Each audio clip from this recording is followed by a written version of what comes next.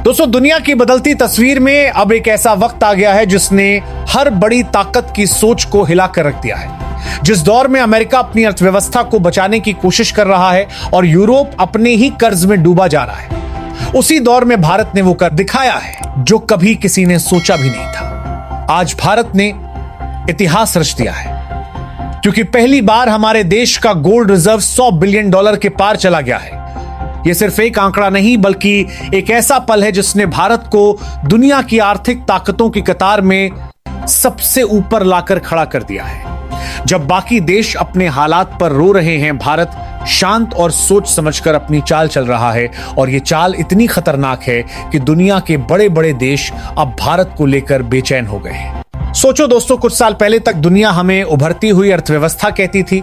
आज वही दुनिया कह रही है कि भारत अब एक आर्थिक योद्धा बन चुका है, क्योंकि भारत ने समझ लिया है कि असली ताकत किसी करेंसी में नहीं, बल्कि उस धातु में है जिसे सदियों से लक्ष्मी का प्रतीक माना गया है। यानी सोना। जब दुनिया डॉलर के पीछे भाग रही थी, तब भारत ने अपने सोने के भंडार को बढ़ाकर एक नई दिशा पकड़ ली है। रिजर्व बैंक ऑफ इंडिया ने पिछले कुछ सालों में अपनी नीति में ऐसा बदलाव किया कि गोल्ड की हिस्सेदारी में जबरदस्त उछाल आ गया है। पुराने सारे रिकॉर्ड टूट चुके हैं और यह सब हुआ बिना किसी हंगामे के। यह कदम इतना साइलेंट और स्ट्रांग था कि दुनिया को पता ही नहीं चला, और जब रिपोर्ट्स आई तो सबके होश उड़ गए। भारत ने दिखा दिया कि असली इकोनॉमिक सिक्योरिटी डॉलर के भरोसे नहीं, बल्कि अपने स्वर्ण भंडार पर टिकी होती है। और यही वजह है कि अब भारत हर तरह के विदेशी दबाव से आजाद होकर आगे बढ़ रहा है। अब बात करते हैं उस सोने की जो हमारे घरों में, हमारे मंदिरों में और हमारी परंपराओं में पीढ़ियों से सुरक्षित है। मॉर्गन स्टैनली की रिपोर्ट बताती है कि भारत के घरों और धार्मिक संस्थानों में करीब 34,600 टन सोना मौजूद है, जिसकी कीमत लगभग $3.8 ट्रिलियन है। यानी सोचो दोस्तों, इतनी बड़ी रकम अगर किसी एक देश के पास हो तो उसकी ताकत का लेवल क्या होगा। यही वो सोना है जो हर घर में एक संपत्ति की तरह जुड़ा है। किसी के पास दादी की पुरानी चूड़ियां हैं, किसी के पास मां का मंगलसूत्र, किसी मंदिर में सोने का मुकुट, किसी में पूरा दरवाजा स्वर्ण से बना हुआ है। और अब ये सब मिलकर भारत की असली आर्थिक शक्ति बन रहे हैं। जब अमेरिका ये कहता था कि उसके पास दुनिया का सबसे बड़ा गोल्ड रिजर्व है, करीब 80 टन, तो दुनिया तालियां बजाती थी। लेकिन अब आंकड़े साफ बता रहे हैं कि भारत के घरों और मंदिरों में उससे 4 गुना ज्यादा सोना मौजूद है।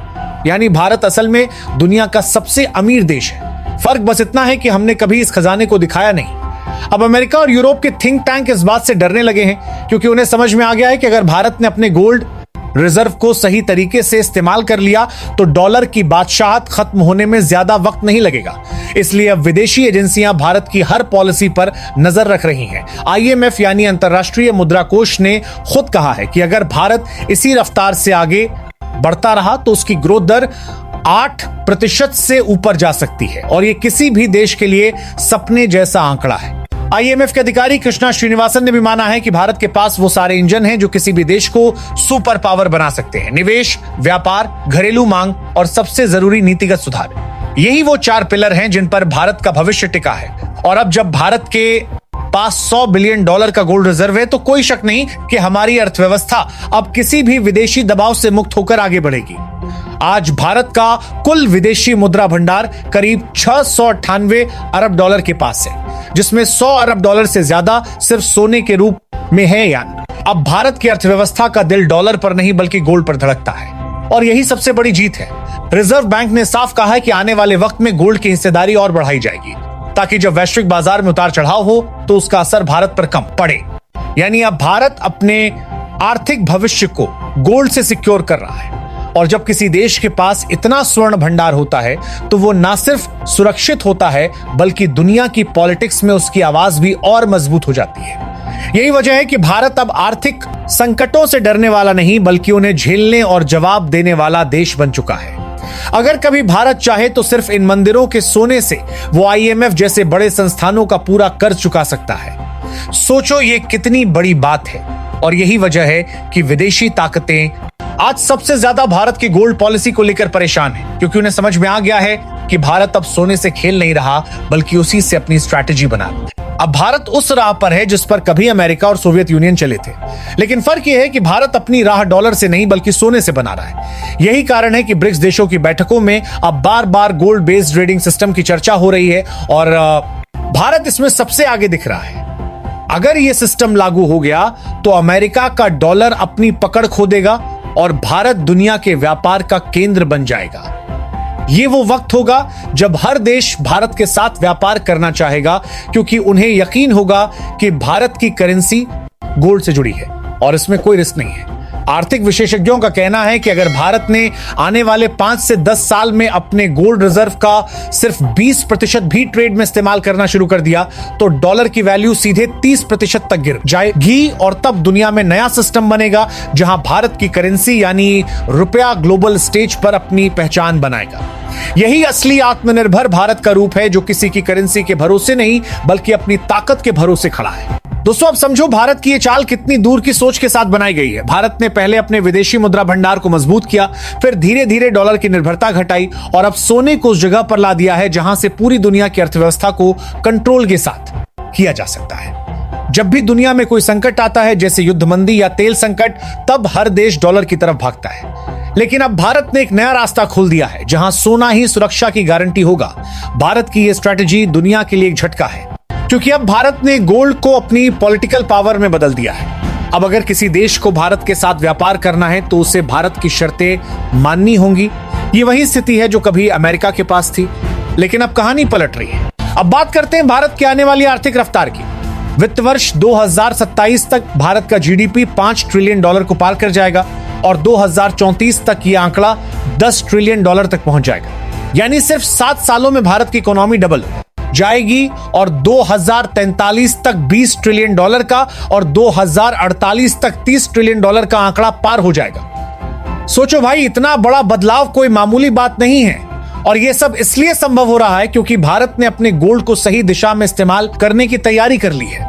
अब भारत इस गोल्ड रिजर्व को सिर्फ बैंक में रखने वाला नहीं बल्कि इसका इस्तेमाल इंटरनेशनल ट्रेड में करने वाला है, जैसे तेल की खरीद में डॉलर की जगह सोने का लेन देन करना या फिर किसी देश के साथ समझौते में सोने की गारंटी देना। यह सिस्टम आने वाले वक्त में डॉलर की पकड़ को तोड़ देगा और दुनिया में नया इकोनॉमिक बैलेंस बनाएगा। दोस्तों, भारत का यह कदम इतिहास दोहरा रहा है। कभी भारत को सोने की चिड़िया कहा जाता था क्योंकि यहां इतना सोना था कि दुनिया के राजा इसे लूटने आते थे, लेकिन अब वही भारत फिर से सोने की चिड़िया बन रहा है। फर्क सिर्फ इतना है कि अब कोई इसे लूटने नहीं आएगा बल्कि दुनिया भारत से सीखने आएगी।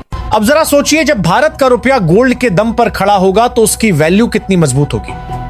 कोई भी विदेशी निवेशक तब बिना डरे भारत में पैसा लगाएगा क्योंकि उसे पता होगा कि यह करेंसी किसी कागज के भरोसे नहीं बल्कि सोने के दम पर टिकी है। यानी भारत अब उस दौर में पहुंच गया है जहां वो दूसरों से कर्ज लेने वाला नहीं बल्कि दूसरों को दिशा देने वाला देश बन चुका है। आज अमेरिका, चीन और यूरोप तीनों देश अपने अंदरूनी संकटों से जूझ रहे हैं, लेकिन भारत अपनी ग्रोथ की कहानी खुद लिख रहा है। भारत की ये सुनहरी कहानी अब हर उस भारतीय के लिए गर्व का कारण है जिसने कभी सुना था कि भारत सोने की चिड़िया था। अब वो कह सकता है कि भारत फिर से वही बन गया है। फर्क सिर्फ इतना है कि अब ये सोना हमारी नीति में है, हमारी सोच में है, हमारी आत्मनिर्भरता में है। अब दुनिया भारत की तरफ देख रही है क्योंकि भारत वो देश है जिसने ये साबित कर दिया कि आर्थिक आजादी सिर्फ डॉलर से नहीं बल्कि स्वर्ण भंडार से भी हासिल की जा सकती है।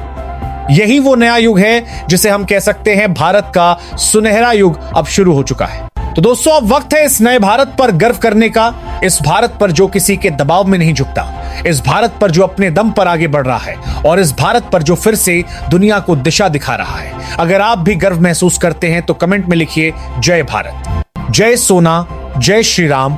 और हाँ, इस वीडियो को लाइक करना, शेयर करना और चैनल को सब्सक्राइब करना मत भूलना, क्योंकि ये सिर्फ एक खबर नहीं बल्कि भारत की सुनहरी क्रांति की असली शुरुआत है। जय हिंद, जय भारत।